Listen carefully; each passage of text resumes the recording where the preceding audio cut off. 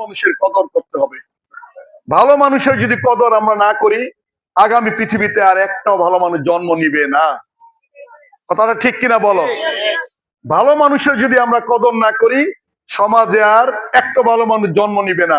সে হোক বয়সে ছোট, হোক বয়সে বৃদ্ধ, হোক মহিলা, হোক ছাত্রী, হোক ছাত্র, তাকে সমাজে কদর করতে হবে, অর্থাৎ মূল্যায়ন করতে হবে, তাকে ভালোবাসা দিতে হবে, তাকে সহযোগিতা করতে হবে, তাকে আগায়া যাওয়ার জন্য ইন্সপিরেশন যোগাইতে হবে। অতএব আল্লাহ আমাদের সবাইকে, এখানে যারা বসছে, আমি আগামীতে, রফিক সাহেব এখন বয়স হয়েছে, রফিক সাহেবও ভালো স্টুডেন্ট ছিল, এই যে রফিক সাহেব, আর আমাদের প্রজন্মের যারা আছে, ইমরাজ, সাখাওয়াত হোসেন, অনিক, ওরাও ভালো ছিল, সোহেল, অনেকে এখন প্রবাস জীবন করছে, সোহেল তো বিদেশে থাকে। তো যারা এই বিদ্যালয় পড়েছে, এই বিদ্যালয়ের প্রতি তাদের প্রেম জাগ্রত হইতে হবে, তাদেরও বলতে হবে যে আমি স্কুলে এটা করলাম, তাহলে কি আত্মতৃপ্তি বাড়বে। তারা কিন্তু কিছু চায় না। আমাদের